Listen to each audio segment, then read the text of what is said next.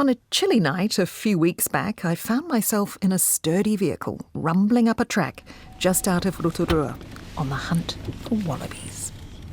Pest controls, are shooters. It's dark outside and we're packed in tight with all the gear needed for a cold few hours ahead on the hunt for wallabies.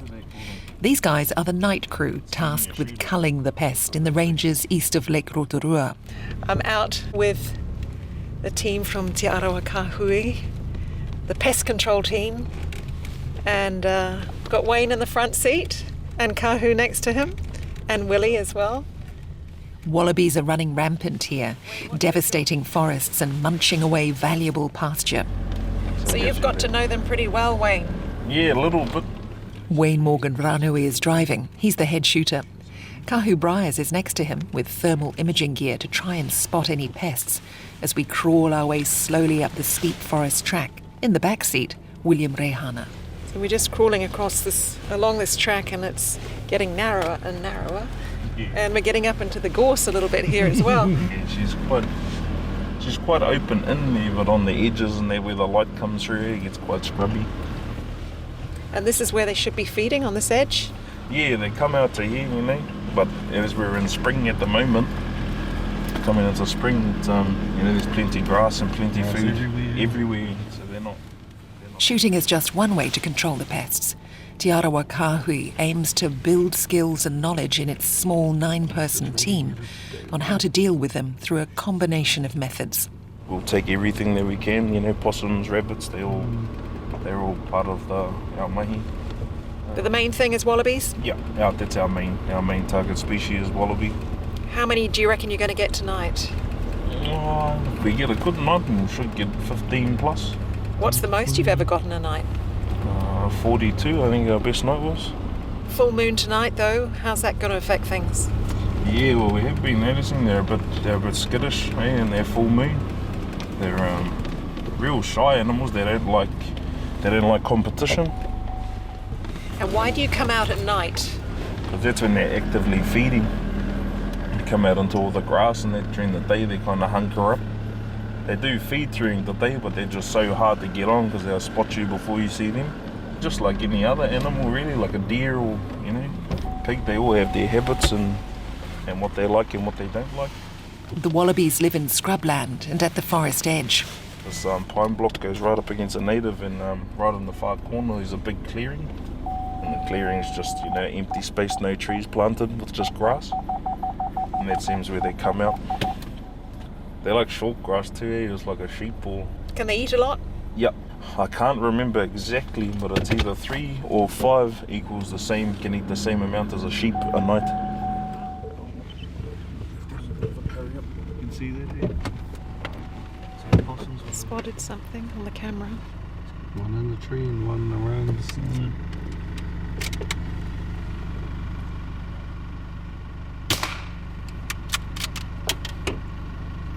Looks like you got it. Just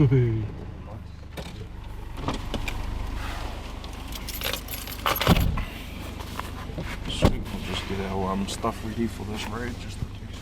We arrive at a clearing, a possum already in the bag, and it's walking from here.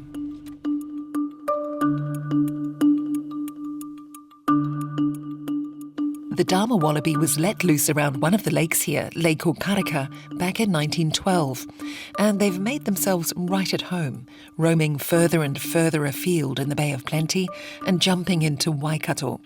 It's smaller than the Bennett's wallaby found in the South Island. The Palmer wallaby was recently discovered to also be in the mix in this region. There are hundreds of thousands of them. Estimates vary. The female can be caring for several joeys at different stages at once, with one in her pouch, a smaller one nursing, and another one on its way.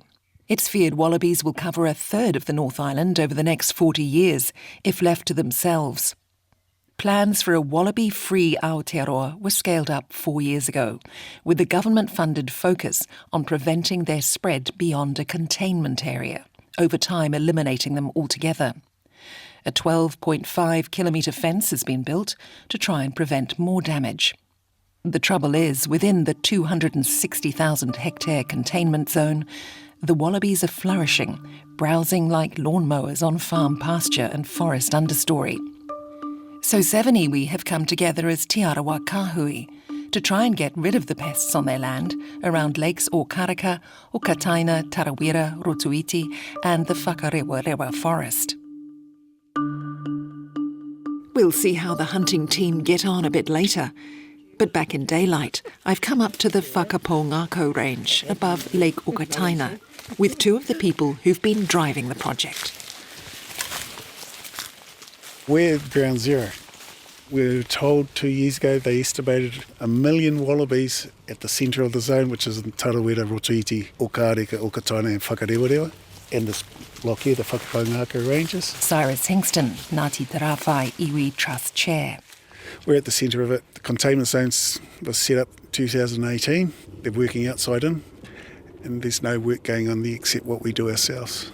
So that's why we set up our kahui. We said no, our forest, our ngahere, our farms, our exotic forests being devastated by these wallabies, and we're going to be last to get resources to try and eliminate them. And we're supposed to be the tourism jewel of New Zealand, and our forest is being devastated.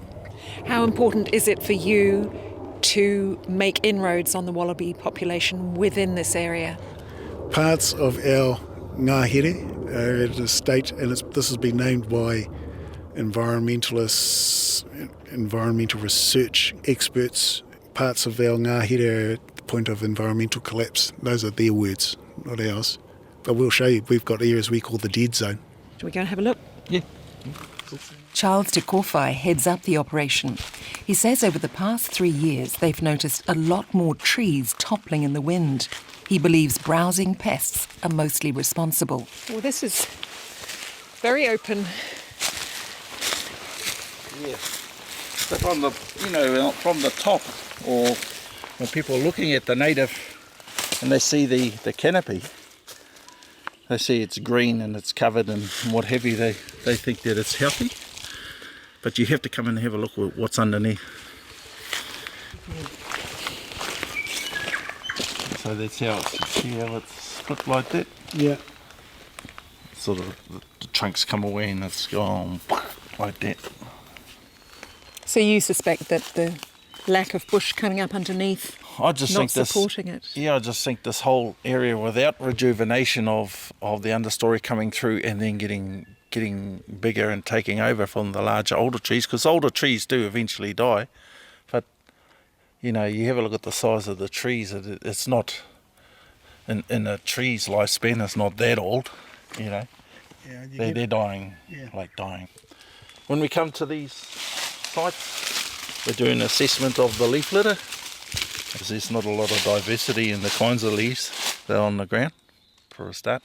It's not just one thing, it's a combination of things. So we're looking at the leaf litter, the condition of the ground, of the open surfaces, exposed soil. We're looking at the amount of light coming in. Ideally, a lot of our big trees, like tawa, pukatea, rata, they need about 12 degrees in terms of a temperature for those young ones to come away and sprout and develop naturally.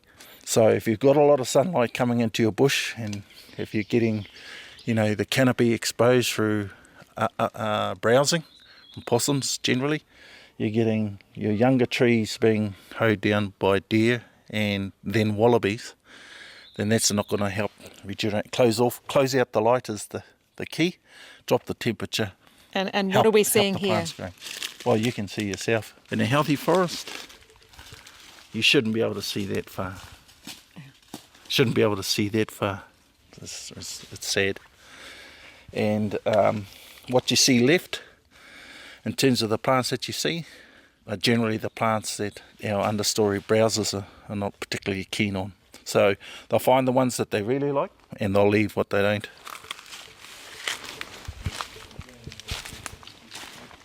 This is where the environmental collapse starts, because you get trees, the older trees, they'll eventually come down themselves, but for the ones that are being predated on by possums, deer and wallabies in particular, those three together can ring bark trees, because they all scratch in different ways on the trees. So I don't think it gets much worse than this. We can carry on along a bit and just show where it continues to open up.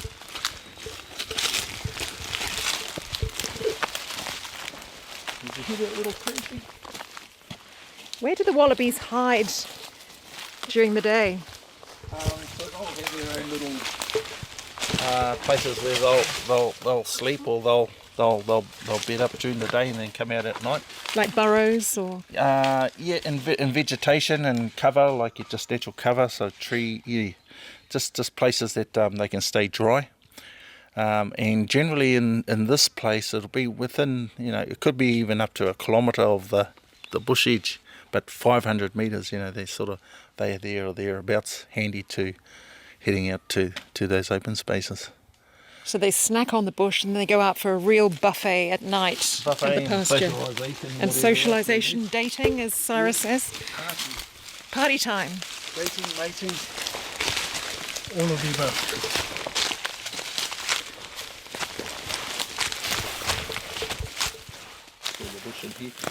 These are the signs of bush in its death throw.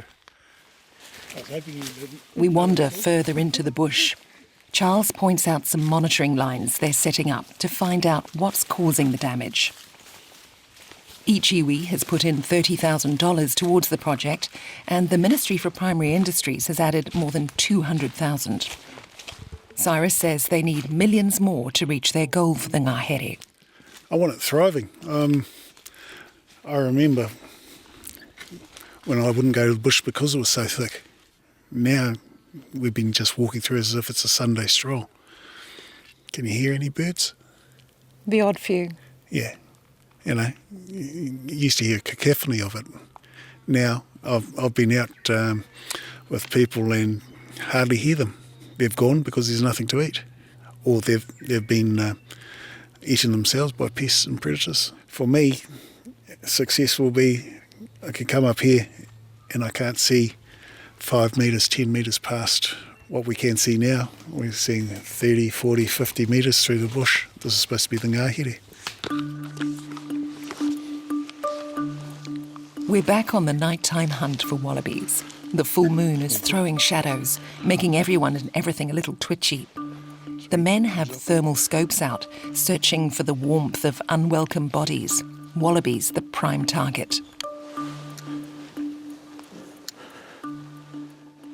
The hunters glide along the path without a rustle, despite their heavy coats and boots and hunting kit, silently pointing out obstacles to me they've seen with their night-accustomed eyes. Just have to try and hang in the shadows. Right, okay, I see, yeah. Then when we walk, just walk softly. Yeah. Wayne with the gun is in the lead, giving us as a signal to Kahu and Willie, who are following behind. They can see your shadow. See you like down there. So you see my movement like that? Yeah.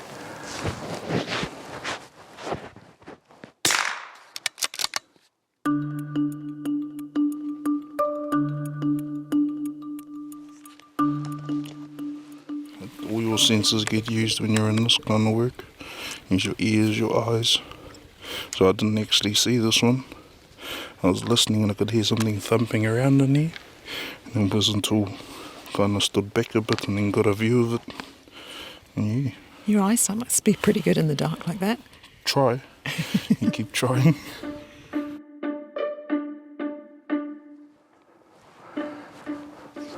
Nothing. Hey. Nothing.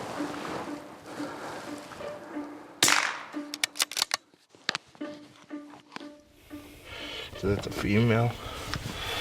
They reckon in every female you're killing 3. They've got joeys in it because they breed. They don't need a partner to breed every time. Really? No, they can have one, like they'll get a serving from a male, and then they actually hold on to sperm. And then when one's ready to pop out, they'll pull that sperm down and make and fertilise another egg or whatever. And yeah, the next one's getting made while the other one's still in the pouch. Really? Yeah. After several hours creeping silently through the bush, they head back to the truck.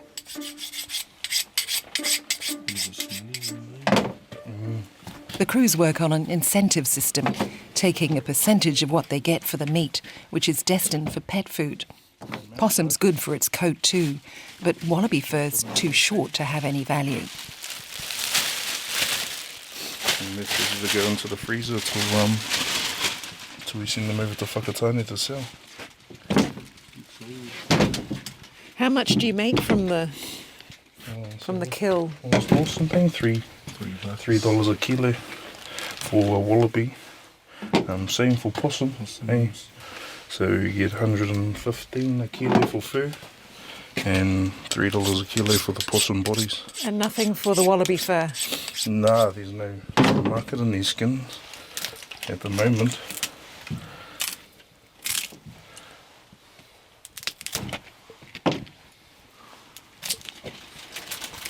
That's its stomach, leave the liver and the lungs and that in. That's all good. Cut these ones off. Cutting off the paws.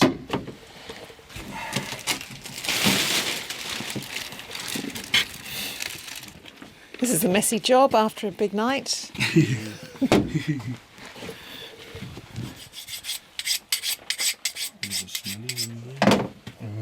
So Wayne is just now slitting it open and gutting it. One whopping big possum, one baby wallaby, Still eating. Want to grab our knife? two medium size and another small possum there. It's only a small haul tonight. Looks like we're making a difference anyway. Yeah. The first couple of times we went up there, we were pulling like 10 off that one clearing. What was that one? That other night? 18? 18. We carried them up. We carried 18. 18 up, back. Yeah, from up there. Yeah, she's quite alright. Only that one. That's it. One done. On our side. Now, one thing I want to ask you guys is, it's quite a hard job. You're in the cold and you're standing still and getting colder and colder. If you're not doing the shooting, is it worth it for the money? Yeah, it's not really a money thing for us, really. It's just a bit of a passion, eh? You get to love being out on the nahere. As well as we're trying to do something good for our tile. Yeah, that's Mike on the buzz. When you come into this line of work, your money's like a second thought, eh?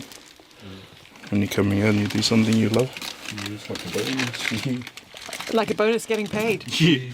Yeah, a lot of us do it in our own time, so to get paid and do it, it's a dream job.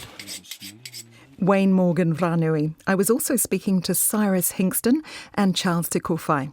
Next week, we'll take you to the wallaby fence and hear about efforts to stop the spread of wallabies beyond the containment zone. It was great to meet the crew at Te Arawa Kahui, and Duncan and I even got to taste a bit of wallaby meat in wallaby pie. Yeah, I'm always up for a pie. Tell me, what did it taste like? Actually, it was quite nice. It wasn't very gamey at all. I really enjoyed its flavour, but I gather they don't really want to advertise it as a good meat. More like chicken. Yeah, more like chicken and quite a bit of bounce to it, you could say.